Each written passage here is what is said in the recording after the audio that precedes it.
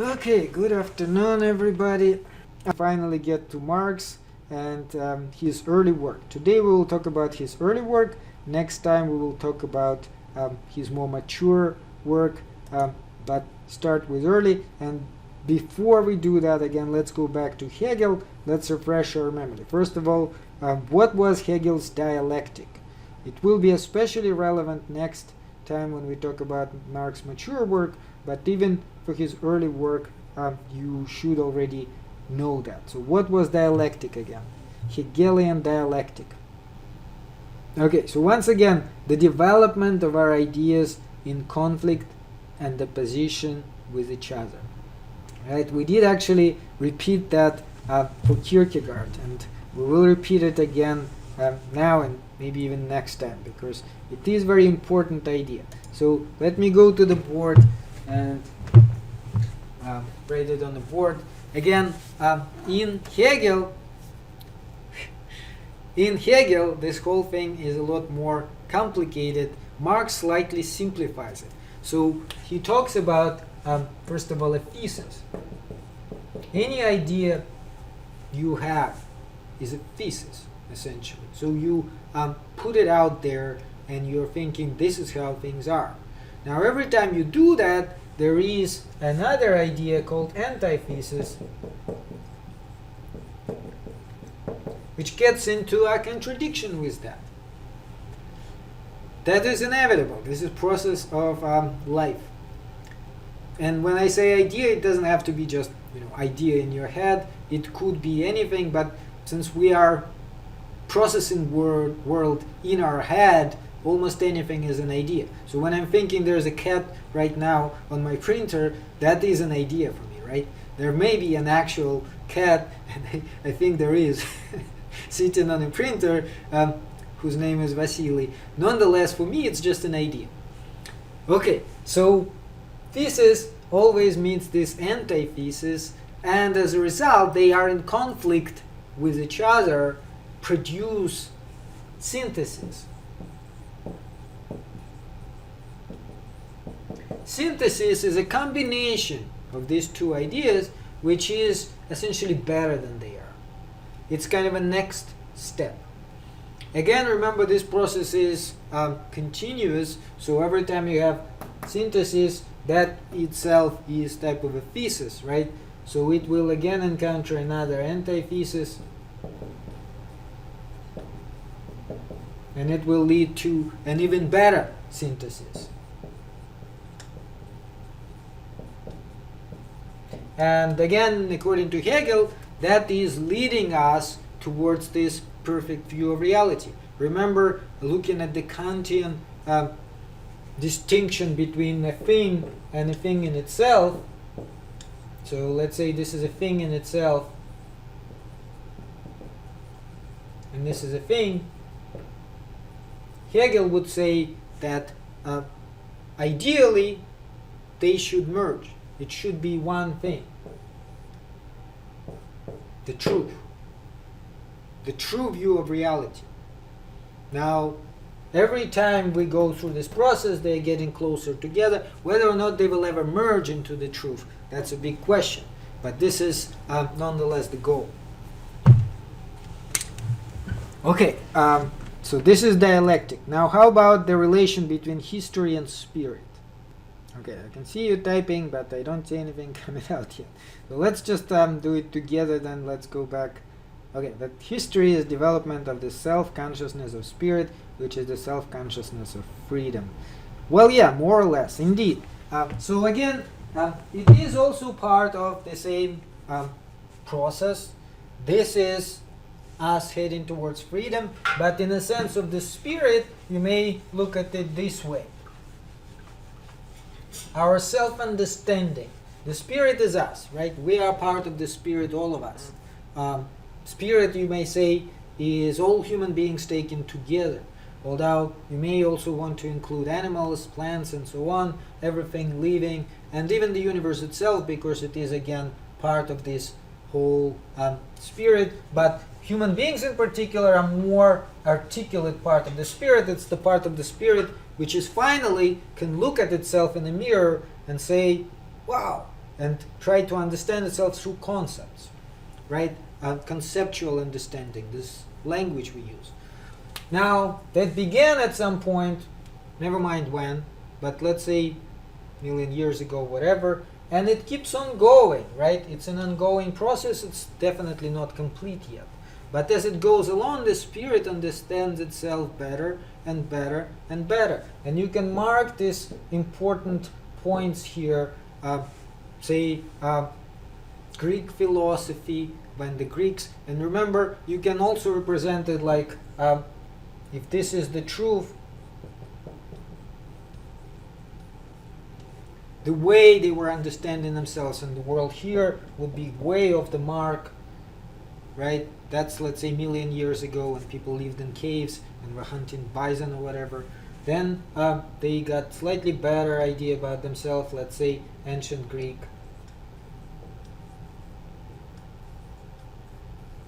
So still off the mark, but not as far off the mark. And if you're wondering why is it crossing the truth, well, let's say it's going behind it, right? Around it, it's just not three-dimensional. But the point is that it is somewhat closer, and then maybe still closer yet around year 0, year 1, when the Christ was born, the Christianity. And right now we're maybe here, which is still closer, kind of spiraling around it, getting closer to that true understanding by the Spirit of what is going on. Now this is crucially important. We'll talk about it more right now, but so this is the Spirit developing through history, through years. And history itself is the history of Spirit, history how the Spirit develops. Okay, now why do we even talk about Marx? This is a very good quote from Robert Heilbronner from his book about Marx, and Heilbronner says, "We turn to Marx therefore not because he is infallible, but because he is inescapable.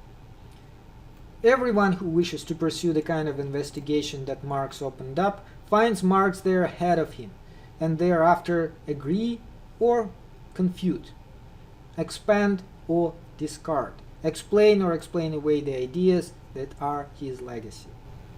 So what he is trying to say is that, of course, we should not take Marx as a Bible, as a dogma, as some sort of, complete teaching which should be taken the way it is, which is what was problematic in the Soviet Union, for example, when Marx was taken as some sort of a Bible, as a holy teaching, and God forbid anybody questions Marx or disagrees with Marx. That naturally would be wrong. Marx may be wrong in some points. He may not be completely clear. And some points in Marx can be interpreted in different ways. At certain points, he may indeed be completely wrong about something. But Marx is amazing even in terms of how he opened all these new dimensions of understanding for us. The new questions which have been prominent in scholarship ever since.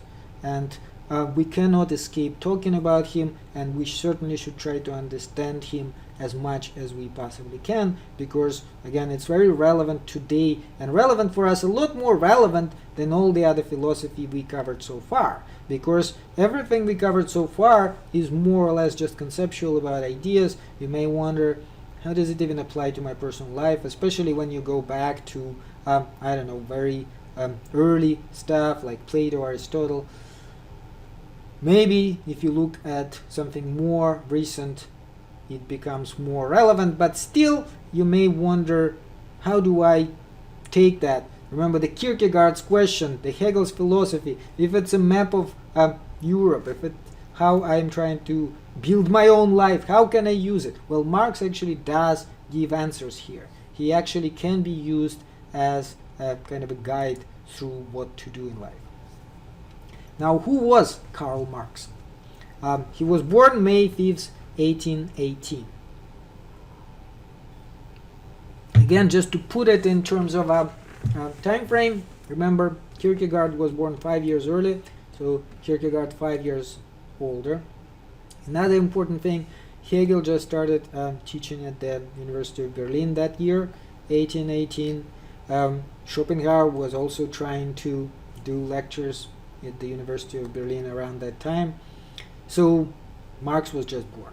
He is the next generation. They were already well-grown men. He was just born. He entered first University of Bonn when he was 17 to study law. That would be 1835, in case if you having trouble with math. But he only stayed there for 1 year. Apparently there are reports that he was partying quite a bit. His father didn't like it, so he got transferred to University of Berlin. Now University of Berlin, of course, is where Hegel was teaching only 5 years earlier. Hegel died 1831. That is 1836 we are now talking about. 5 years later, some of the actual students of Hegel were still there, or at least they were attached to the university in some sense. Maybe they were not taking lectures, but they were there. Some students who were not actual students of Hegel were obviously familiar with his work. Everybody was talking about him. The spirit of Hegel was all over, which is why Marx immediately got acquainted with that and impressed by that. Impressed so much that he actually changed his major from law to philosophy.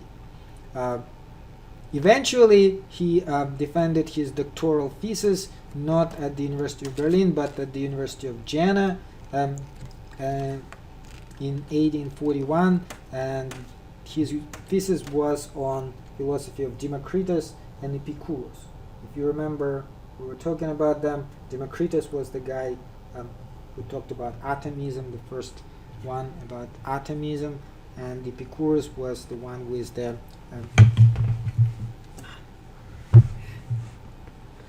Epicurus was the one with my cat was wandering around. Happiness as the goal of human beings. So that already tells you some stuff about Marx, who ended up being materialist, and he also is trying to solve this problem of human happiness in some way. Different from Epicurus, but nonetheless there are some similarities. Now after that, however, his life was kind of rather difficult. The main reason is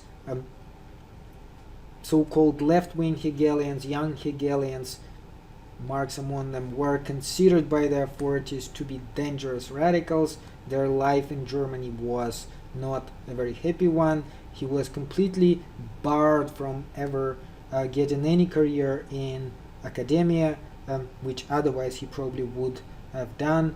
He could not lecture, he could not do any kind of work there, so he turned to journalism. Then he had to leave Germany altogether, lived in Paris for a while, in Brussels for a while, eventually settled in London, couldn't find any job there, any occupation. He was writing for a daily Tribune, sometimes for very, very small amount of money, lived in poverty for many years, tried to do his work. His health deteriorated quite a bit. Out of his 6 children, 3 have died. So difficult life. And in the same time, he continued working. Eventually, financially, Engels was able to help him out a little bit, but still his entire life was lived in poverty, and he died in 1883. Not that old of a man yet, but nonetheless rather bad health, bad living conditions. However, his work is of course very interesting. Okay, so let's go back to his work and certain things about him which we should know. Going back to University of Berlin. University of Berlin, like I said, in 1836, when Marx first started there as a student, 18-year-old Marx was filled with Hegelian spirit, and Hegelians, followers of Hegel, were more or less divided into 2 groups. Of course, it's not a very clear division. Some of them you can say, it's hard to even say whether they are right or left wing. Nonetheless, it's one way to divide them is to say right wing Hegelians and left wing Hegelians. Why? Well, for one thing, it is kind of hard to interpret Hegel very clearly. As you guys hopefully saw from previous lectures, he can be read in a variety of ways. To understand Hegel is not easy. Why? Part of the answer to this is he did not want to be very clear because he was also afraid of possible repercussions. Remember, we mentioned Fichte. Gottlieb Fichte was one of the followers of Immanuel Kant. Back in the 1790s, he got a chair of philosophy at the University of Jena, and then he was fired. Why?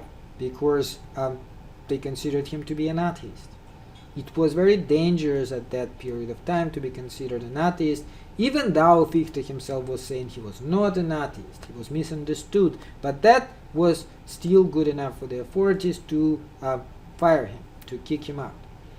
Naturally, Hegel did not want to follow that because for him also philosophy was the occupation of a lifetime. He was doing it because he loved it, and it was also making a living for him. Losing a job would mean a complete disaster. He was not wealthy like Schopenhauer. He could not just relax and do philosophy in his spare time. He would have to find some other way of living. So for this reason, he was trying to kind of be as vague as possible.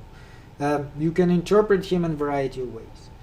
It's hard to say what he means when he says certain things. So if anybody ever said, aha, look at this work, what you're saying here is an atheism, Hegel could always say, oh no, you misunderstand, completely misunderstand my philosophy, and get away with it.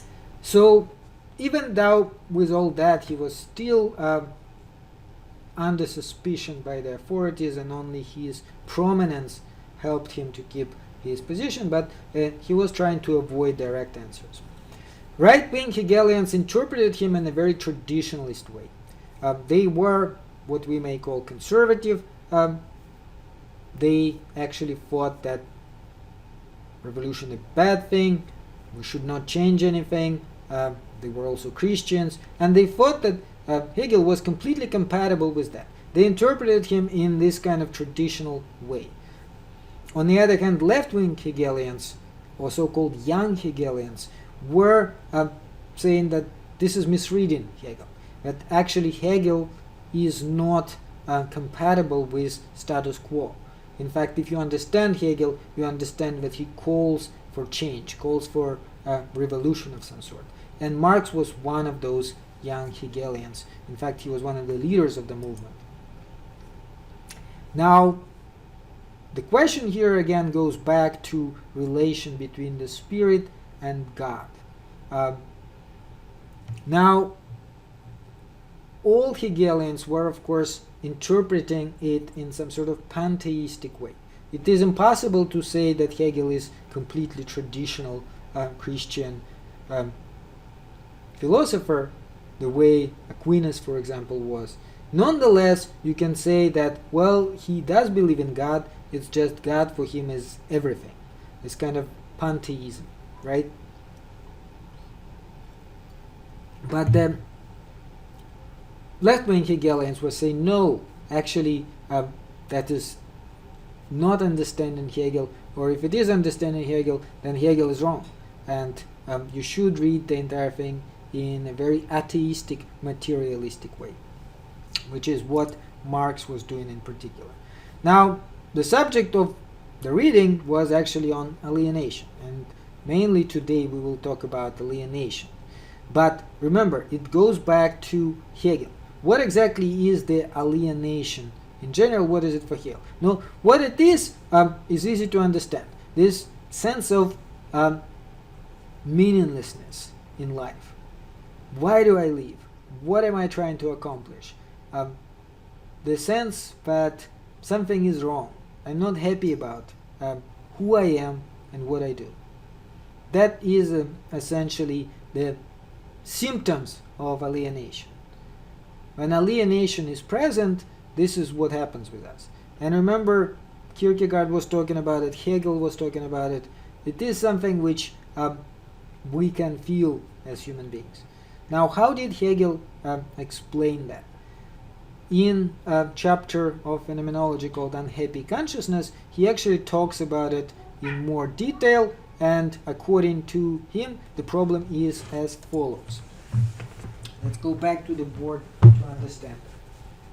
So remember, this is the development of spirit as we see it, and the spirit or humanity, according to Hegel, kind of projects itself into external being, which is God.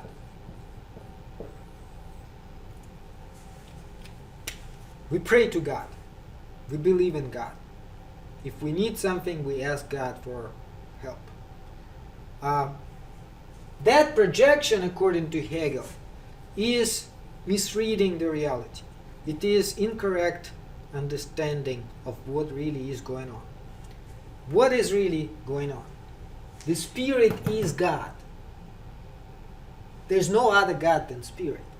So when you think there is another God, when you try to project everything into this other God, what you are doing is you misunderstanding yourself as a human being, as a part of the humanity. That is the problem. This is how Hegel saw it. So religion, in that sense, is misplaced. Now remember that we did talk about it last time, that he actually praised Christianity. Why did he praise Christianity? Well, because Christianity finally takes one step away from that. This is the traditional, again, let's look back at it. This is a traditional Old Testament type of approach, the traditional Jewish religion, where you have one all-powerful God and the humanity is just something separate from that. How is Christianity different? Christianity has a figure of Christ. Now Christ is both, again, God, but he also is man. So at least in that one figure, you now have, instead of the abstract deity, somewhere God knows where, a concrete human being who is this God. Now it's only one, right? But he already is human. So it's kind of a step in the right direction. What would be next step? Next step would be to realize we all God. We are God. There's no other God than us. So after that, this step, according to Hegel, is moving towards that truth, the true conception of reality. Until we do that, we are alienated. And that brings us to one of the first young Hegelians, Ludwig Feuerbach. Ludwig Feuerbach is one of the actual students of Hegel. He took many lectures with Hegel himself. Then he kind of rebelled against Hegel in a sense, thinking that Hegel is making it sound too spiritual, too abstract, whereas you have to say it in a more concrete way. In his work, well-known, famous work, published 1841, The Essence of Christianity, he talks about Christianity in much more of a plain language. Basically, he is saying the very belief in God is alienation. This is where alienation is, and this supreme being we are making up. That is, again, you can find it in Hegel, but Hegel was saying it in a more of a abstract way, whereas Feuerbach just says it as it is. This is a quote from Feuerbach. He's saying, "To enrich God, the human being must become poor. That God may be all, the human being must be nothing." So the more we praise God, the less we look at the actual human beings who are the real God, the ones who we should be taking care of, each other, other human beings. Now, Marx was very much impressed with Feuerbach. At first, He did kind of move away from Feuerbach a little bit later, but he nonetheless said, that is a quote from one of his works, "There is no other way for you to truth and freedom but through a stream of fire." Stream of fire in German is Feuerbach.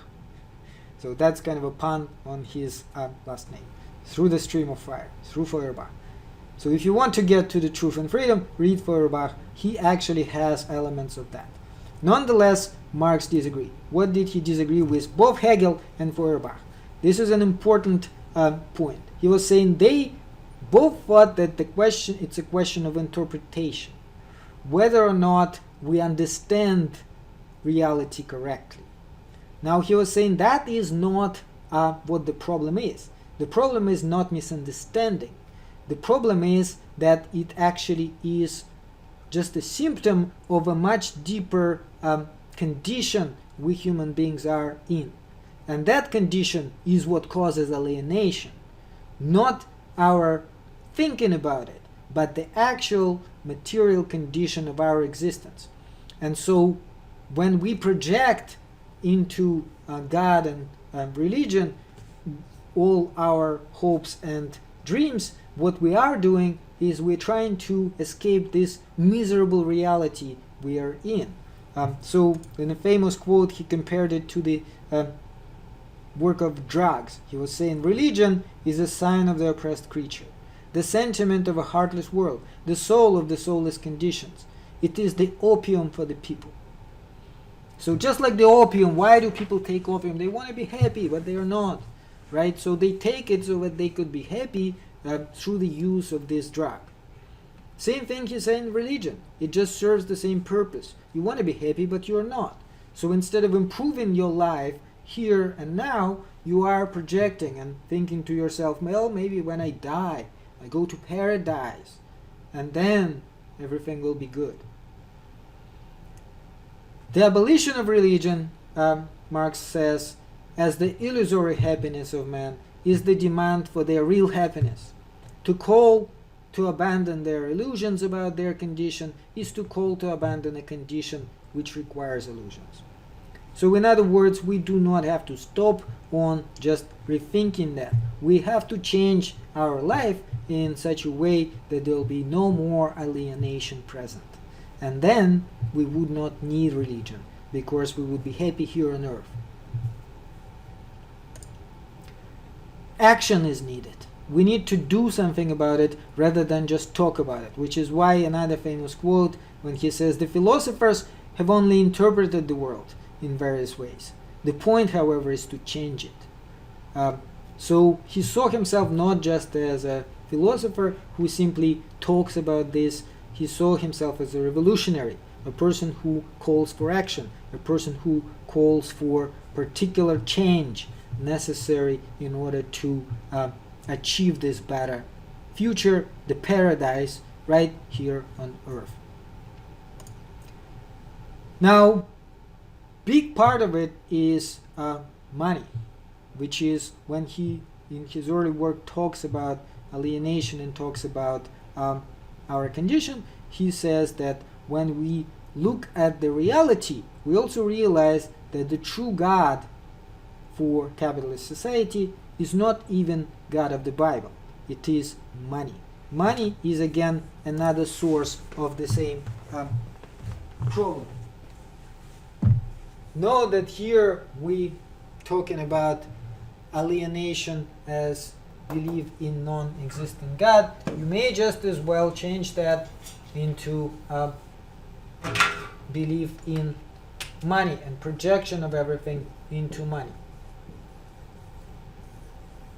Why exactly does this cause this similar type of alienation? Well, because we see money as a solution to our problems, don't we?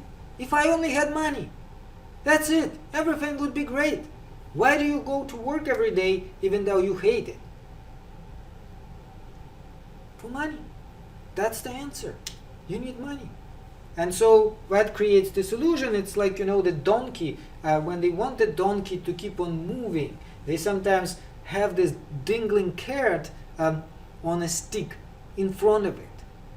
The donkey can never get the carrot, but it's moving because it's thinking that when it's moving closer to the carrot. So that's this illusion of money which we all have. It is always in front of us. It's never really there. No matter how much money you get, you always want more. You always feel like if you only had another million or something, everything would be so great. It's just a little bit more or a lot more. And it's never enough.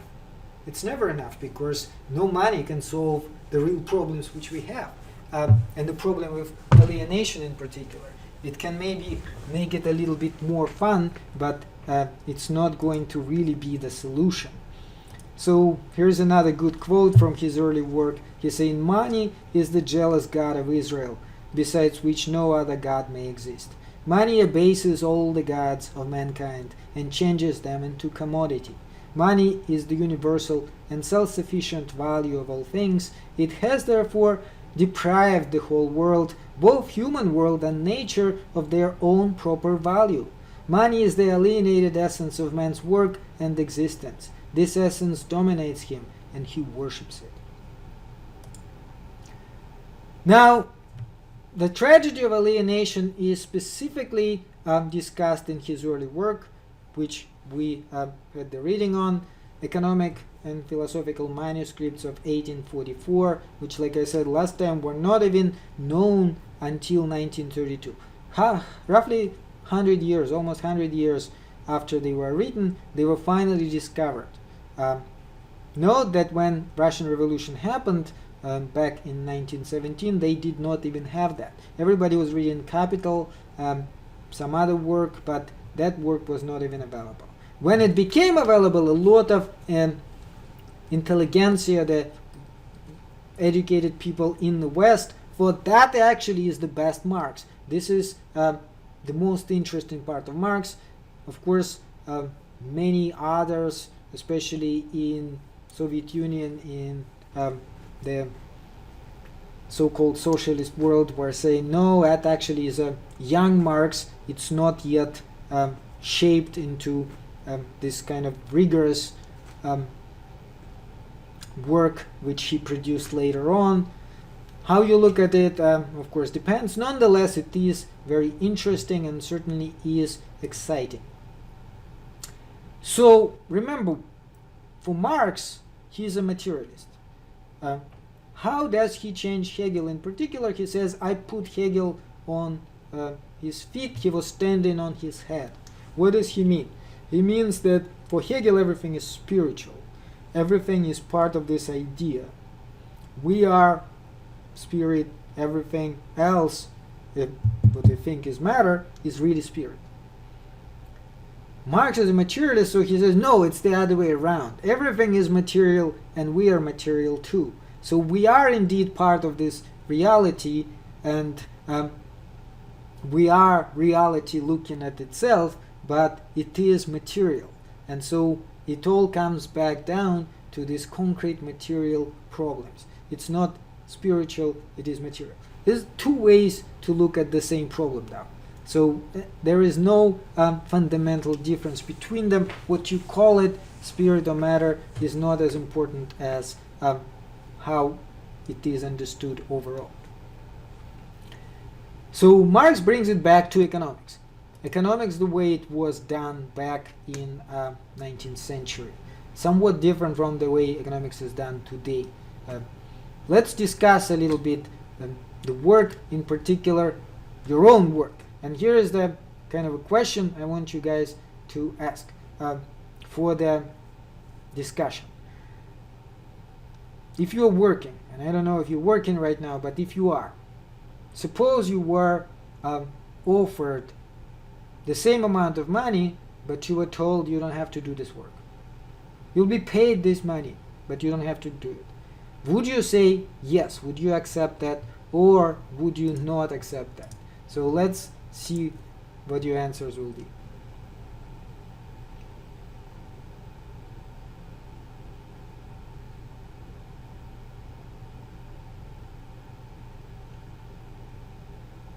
So just understand, when you say no, basically you say, no, I would still be working, even though I don't have to. But when you say yes in this case, what you're saying is, oh, I would take this condition, I would take the money, I don't want to do this work. So Yulia said no. I guess, Yulia, you mean that you would still be continuing with the current work even if you didn't have to. Now this is a key question for us to understand alienation and the way Marx looks at it, which is why I'm asking it. Okay, there's a couple of people who still didn't answer. I don't know, are you thinking about it? Are you like not listening, or should I conclude that? Jillian, Gioni, do you want to give your answers? Okay, I guess we don't have any more time, so let's just tally it up. Other than Yulia, everybody said yes. Yulia, I don't know if you misunderstood or... okay, well, great. Then you are not alienated. But what exactly do you do, by the way? Obviously, I'm asking about current job.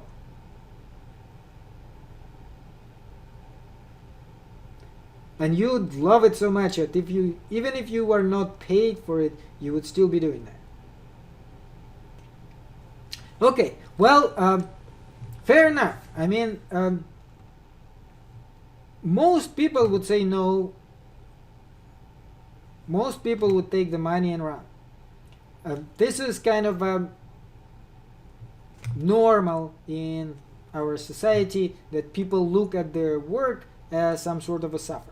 In fact, if you take economics, I want to kind of share with you, I guess it may be a little bit too challenging for most of you guys to understand, but just a basic economic equation from the modern class of economics. If you ever take economics, especially the higher level, the way they look at it is kind of like this. So if this is money, right, and this is time, here we would put in this direction leisure.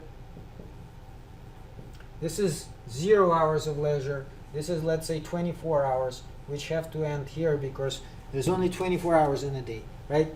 So how much money do you pay, are you paid, determines how much you work. So it would go something like this. Actually no, it would have to go something like this for most people. Depends on if you have base income. If you have base income, then it would go like this, but if you don't, it goes like this. Basically, it means that how much leisure you give up depends on how much you paid. The more you paid, the more you will be working, right? Now, whether you are able to work 24 hours a day, let's say if you got, I don't know, $10,000 or something, obviously that would not be physically possible because you would probably like die because you don't get any sleep. Nonetheless, let's say there is an amount of money which would force you to work 24 hours a day. Let's say you're working even when you sleep, in the sense that you can be called at 3 a.m. and you still have to do whatever, and then you can go back to sleep, and then maybe you're called 1 hour later and you still have to do whatever it is. But so in a sense you're still working, even though you're taking sleeping breaks. But not naturally, the less you paid, the less willing you are to put up with it. So for most people, let's say it is around 8 hours, right? So work goes kind of in this direction. Again, 24 hours of work, 0 hours. This is the way economics looks at it. And then there's like this preference curve, which determines how much you actually work, depending on your personal preferences. For different people, it may be different. But the idea behind it, note, is this. You don't want to work, but because you're getting paid for it, you're working. So the more you are paid, the more you work. And the less you are paid, the less you work. Naturally, that assumes the work is a bad thing. You are kind of have to suffer, but since you are paid for it, then you give up your leisure, which is your ideal occupation, and have to go through this suffering. Now, Marx would, of course, say there's a problem with it right away, because if you're looking at it this way, then you are alienated. That is the first sign that somebody is alienated, if they have to go to work for no other reason than because they are being paid. So that's the idea. Most people are not happy with their work. Why not? What is going on? What exactly is alienation? Now that goes back to the idea Marx has of what it is to truly be a human being. Now Marx says that we do have our own human nature, species being as he calls it, and that human nature has to be realized. We have to realize it in our life, and we do that through transforming the world around us. And we can transform it with ideas, but most often we do that with our hands. It's kind of a combination of both, right? We are working on the world around us and we're turning it into something else. The most simple example is you cut down a tree and you make a table. How do you make a table? Well, you think about it and you have this idea of a table in your head, and then you create it from that tree, and so on. So we transform the world around us, and that is what gives us a sense of meaning. Now, the sign of alienation, if the sense of meaning is missing, the sense of self-worth is missing, it means that you are not living as a true human being to your human essence. You have not been doing what you're supposed to do, which is transforming the world around you. You do not have that power over objects around you, which are kind of essentially human. What does it mean to be human in particular? Well, we can look at it again as this production and consumption type of thing. We are producing things and we are consuming things constantly. Note again that ideas also can be produced, so that can be part of it. If you're producing ideas, you are producing something. Nonetheless, this is quintessentially human quality. So he would somewhat disagree with Aristotle, because he says, Aristotle, remember, thought that essentially human occupation was thinking. But Marx was saying, since he is a materialist, that it's not enough to just be thinking. You have to have a combination of thinking and also creating something with your hands. So you have to do something with your hands too. Note that some animals actually can do that, beavers for example, but they're doing it unconsciously. They have instincts, the instincts driving them to create things. Human beings are the only one who can just sit there and think, how about I build a house? And how about it be 3 stories high, and I want it facing this way, and I want it to be green, right? This is, well, you don't have to worry about it. Note that this is the whole point. Why do you have to worry about it? It's not about you worrying about it. It's about you wanting to do that, because that is what you do as a human being. Funny, coming from you, Yulia, when you enjoy helping people in Walmart, note that this is the same essentially thing. What are you doing when you're helping people at Walmart, if it makes you happy? It's an occupation you're creating, in this case, some sort of a service, which again is helping other people, so it is something real, which is out there. You don't have to build a house. That's the whole point. You can do whatever, but you have to do something. The idea that the ideal occupation is to do nothing is the most stupid idea ever. Now, who does absolutely nothing? Well, the dead people. So probably then you shouldn't even be born. That's the ideal occupation then. So this is again what Marx is talking about when he's talking about alienation. Now, how we produce things, however, and how we consume them matters a great deal, because, well, consumption is the subject on its own. You can talk about it too. We're not going to talk about it today, but in general, that is, of course, very important. However, it also is related to production, right? What do we consume? What do we produce? What do we produce? What do we consume? So this is like two sides of the same coin. Now, when we talk about production, that again is what essentially makes us a human being. What do we produce? What exactly do we produce? These products and services, which we can give to other people. But how do we produce them? In capitalist society, the most typical way to produce goods is through division of labor. This is again Economics 101, going back to Adam Smith, the work in the 18th century. And Marx, by the way, read Adam Smith. This is how capitalist society works. The work process is divided into these smaller operations which human beings do.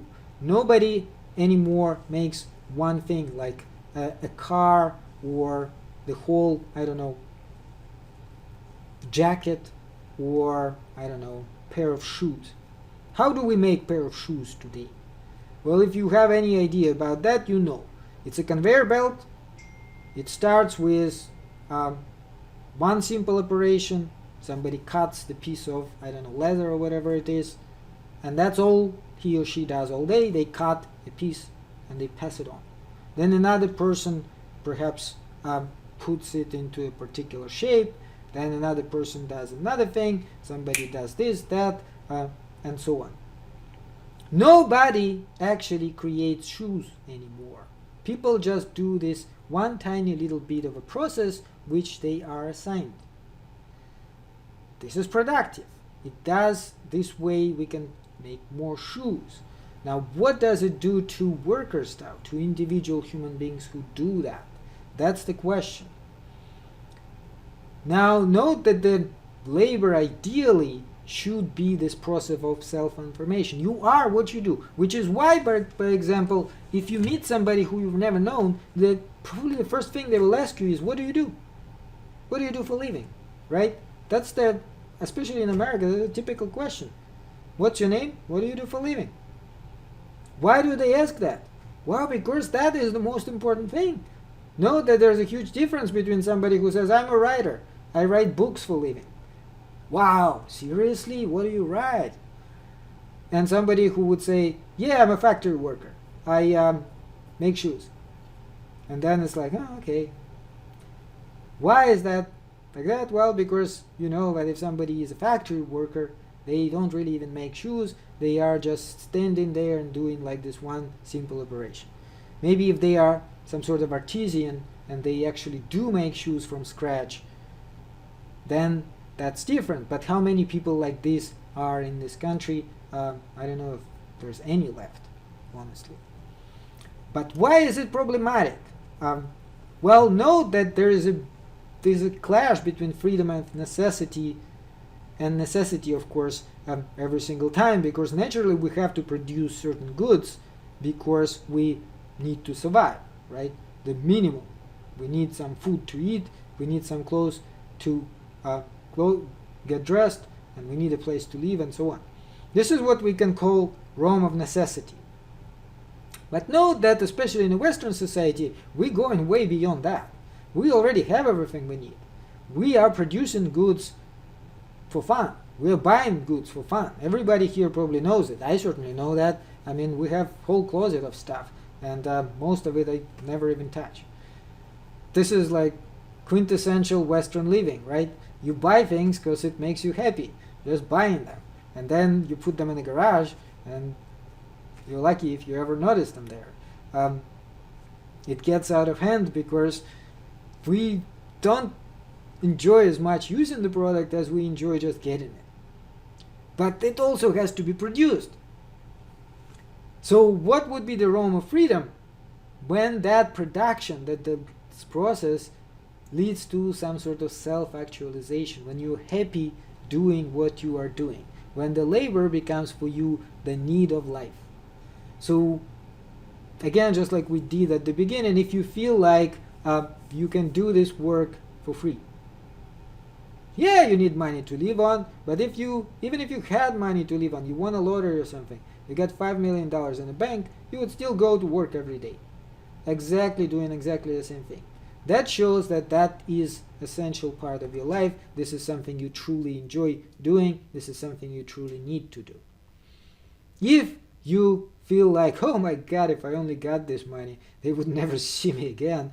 I wouldn't even bother to go there to quit unless I just wanted to rub it in their faces. Then I am sorry, you are alienated, and this is the alienation Marx is talking about. Why does it happen in particular in our society? Well, one thing we have to keep in mind, alienation is also connected to how well society is developed.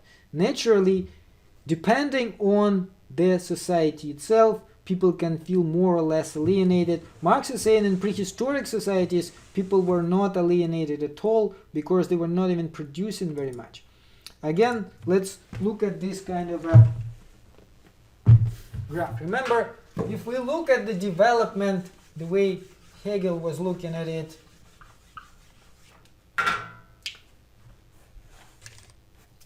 starting from, I don't know, million years ago to now, you can look at our productive capacities growing in this kind of way. More and more productive capacity. What does it mean? Well, prehistoric people did not produce anything, right? They were just trying to survive. Then people started producing things. They started making clothes. They started making some sort of building shelter, but it wasn't very much. Then we started doing more and more and more. Today we are flying in outer space. We're building airplanes. Today we are creating amazing computers and so on. So the capacity is much higher. But how much do we actually feel satisfied depends on what part of this amazing process we are playing. And the bigger part we are playing, the more satisfied we would be. So naturally, if you live in a society where people are just busy surviving, you're not going to feel very alienated if all you do is try to survive. You feel like this is what everybody's doing, right? Why would you feel alienated here in our today's world? Well, because there are people who are engineering spacecrafts, right? There are people who are creating these amazing works of art. And if you are not one of those people, if all you do all day is just some mechanical, stupid job for which you are paid minimum wage, I'm sorry, you're not going to feel very fulfilled. That's just the reality of it. So the alienation will grow with the society. It's the function of the society's development. And in today's world, it naturally would be much bigger than it was back in medieval days. Again, in the reading, if you did the reading, Marx talks about how there's different ways a worker in a capitalist society is alienated. Number one, workers are alienated from their product, from the product of their labor. What does it mean? Well, think about it this way. If you are some sort of artisan, especially, let's say, craftsman in some sort of medieval society, and you are making shoes, you actually are making them from scratch yourself, right? When you're done, those are your shoes. You can wear them if you want. If you don't want to wear them, if you already have shoes, you can sell them or exchange them for something. You decide who you give it to and why. You can just give it as a gift to your neighbor, or you can sell it in the market. What happens in today's capitalist society? You have absolutely no control over your product. You have no say whatsoever.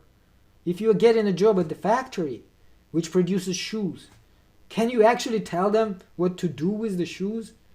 No, you will never even probably see these shoes. You will see this tiny little operation you are doing, and that is it. The shoes keep on moving down the conveyor belt, and eventually the owner of the factory is the guy who decides where they go and what happens with them. So this is the part of this alienation. But you also are alienated from your productive activity. That's number two. What does it mean? You don't decide what to do. You're told what to do. What if you want to do it differently? Well, maybe you can suggest it to your boss, and maybe he will say, yeah, it's not a bad idea, but that's unlikely, isn't it? Most likely he'll tell you, That's not your job to question it. You are told to do it this way, so just do it this way. And that is another type of alienation, because you have no control over that either. One more type of alienation here is from essential human nature. Again, you're not feeling yourself satisfied doing that. You're not feeling like you're proud to be part of this process. You're feeling like the opposite. Like, yeah, I hate this job. I hate my boss. I hate everything. But at least I'm getting paid for it, right? So, but that is a problem number one, actually, because that robs you of the essence of your life. You doing something you hate for the most part just to get paid. And what do you do with this money? Well, back in Marx's day, you'd probably be happy if that's enough for you to survive. Today you get extra, so you can buy a new iPhone or something.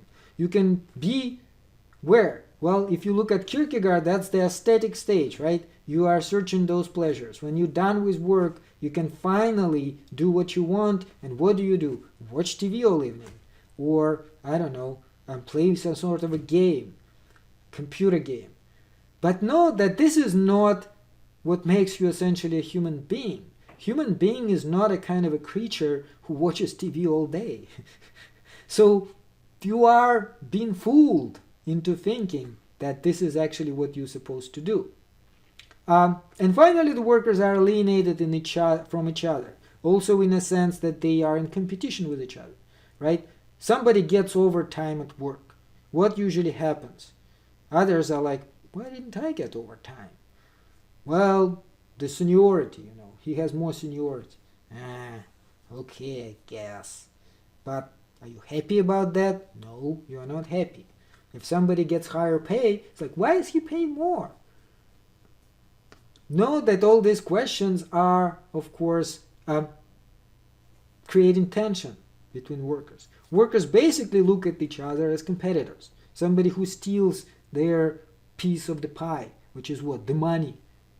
They get more money. And because of that, I get less money. And again, that whole thing creates unhappiness. And I can tell you immediately what would make you more satisfied. There is a simple answer, even in today's society. Get control over your product, get control over the process, get control over what you do for a living. That's the answer. It's a very simple answer. Of course, it's very difficult because for most of us, we need money to survive, so we don't have time for this. But I can actually give you an example myself. I am very happy with what I do. Why am I so happy with what I do? There's an answer right here. Do I have control over the process? Oh yes, I have almost complete control. I decide what I give you guys, in what order, and how I give it to you. Nobody tells me how to do that. I can give you different philosophers on different days. I can have different exams. I can structure it in any way I want. I can deliver it to you in any way I want. I'm in complete control of this process. There is some oversight from the administration, but mainly in the sense that, well, we can't just, do nothing. We have to do something, but that's not even a problem, because I actually love doing that in the first place. Also, the product of the labor is not taken away from me, because in this case, the product being knowledge, I am giving it to you directly. There's no intermediary here. And that is something which I, again, control. And I feel like I am actually satisfying my human nature because, again, I honestly enjoy my work so much that even if I was paid money and didn't have to do it, I would be doing it. I certainly would be doing it because I enjoy it. Are there other people who do that? Oh yeah, you bet. Like most people who are in arts, in kind of creative occupations, many of the people who have their own business feel this way because they don't have any bosses over them, although in that case there may be more of a financial pressure, but nonetheless, that's why people even go into opening their own restaurants and so on. Well, it's very risky. Trust me, it's not an easy job because you can easily lose all the money you have and even be in debt. But the satisfying part, you get the control over the process. Now you decide what you cook, who you feed, and how you do it and where you do it and how you structure it, and there is no boss over you other than the money itself. Money is still there, still is a problem, but at least you have control over all these other things. So that relieves this sense of alienation somewhat, not completely, but to a certain degree. So the two main causes of alienation according to Marx, one of them is this division of labor. The fact that in a capitalist society, especially the factory production, is such that it has to be divided into the smaller operation. And that degrades human beings, turns them into machines. They no longer create anything, they just do this one small operation all day, every day, for somebody else. Who's somebody else? The capitalist, the person who owns the factory. They are the ones in charge. They decide what you do, how you do it, and how much you paid for it. The system itself, though, is created by us, right? It is the product of our own creation. There's no aliens who came here and decided this is how things should work. We are the ones who do that. So if we understand what the problem is, if we understand where it stems from, perhaps we can change that and make it into something better. And that is another idea, that some of the alienation comes from the fact that we feel helpless. We feel like we can't do anything about that. This is just how life is. This is what we have to do. So, yeah, the division of labor itself is, of course, very dehumanizing. Almost everybody would agree with that. Although, as we will talk about next time, this is not just quintessential to capitalism. It also depends on the development of technology. Now, with current technology, it's almost inevitable that this is the case. In fact, if you look at the socialist countries such as Soviet Union, Eastern Europe, they had the same thing, the factory production and the division of labor. Why? Well, because that's the only way you can produce today. Is it inevitable? Well, if technology develops further, if we can replace those human beings with robots, or if we at least have human beings doing fewer unpleasant things and mainly be in charge, then of course we will move away from that. But that requires a whole new level of technology. Now, perhaps we are starting to get there. Perhaps this is what was missing before. But within current level of technology, division of labor being inevitable, it does indeed seem like capitalism is inevitable, because capitalism is the best system for this particular technology. Once you are at this level of development, you really can't jump over your head, which is why it failed in the socialist world, in Soviet Union and other Eastern countries, because the technology is the same. And with the same technology, you really can't have any other system. Now, whether or not Marx thought that, we will talk about next time. But this is one of those ideas which I think can be found in Marx too.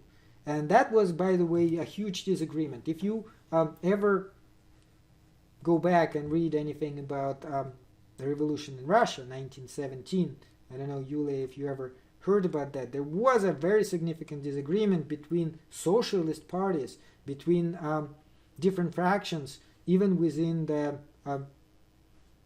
Russian Social Democratic Workers' Party, which is, where Lenin comes from, about whether or not it was the right time to take control, because the development of society, the development of technology is not yet there. The society did not go through the capitalist stage. Can we really build socialism without the technology? And of course, we know that the answer they gave, or at least the communists gave at the time, was yes, we can. And of course, we also know that the system collapsed 70 years later. So, were they right or were they wrong? That is the question we can face today. Capitalism and freedom, well, many people say that capitalism is freedom. That's what makes you free. But if you again look at this problem of alienation, you can see the problematic thing here. Yes, you are free to get job or not to get job, but if you need money to survive, are you still free not to get job? Do you have much of a choice? Can you just, take a couple of years off, think about what it is you want to do?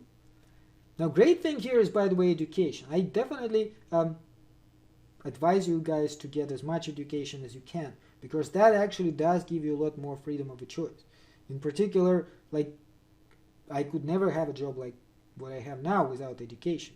And most people, like, there are few happy ones who may have achieved this kind of freedom without education, but for the most part, education is definitely the road there. The more education you have, the more you will have control over what you do, and the more creative and self-satisfying that will be. Naturally, if all you have is the high school or less than high school, and you go and look for a job, the only jobs you will probably encounter are those degrading, manual, stupefying jobs, which also are very low paid. And then you will feel this alienation full blast. You'll feel like you're doing something completely ridiculous, and you're wasting your entire life, and you're doing it for very miserably little pay, which is hardly enough to survive. Then there's really not much of freedom there. The only freedom you probably still have then is just to die, or not to die. And that is, of course, the unfortunate part about it. Okay, so what do you guys think? Do you think the problem of alienation can be solved? Let's do another poll here. We are almost at the end of class, so that's just last thing we should probably address today.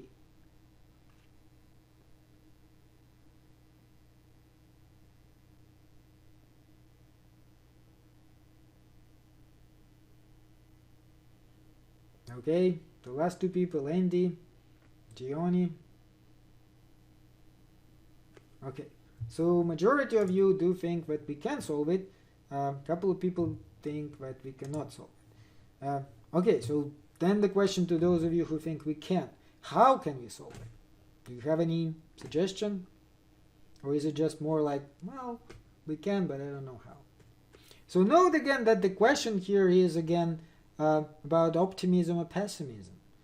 And there's definitely one way to answer it, going down the road of existentialism, and in particular starting with Schopenhauer's philosophy. Schopenhauer would of course tell you, no, we cannot solve it all. What would Kierkegaard tell you here? Kierkegaard would tell you that the only way to solve it is to find this direct connection to God. Whether or not that's possible, but that's the only way for you to really find a solution. Otherwise, you are always going to be miserable. You're going to feel this despair.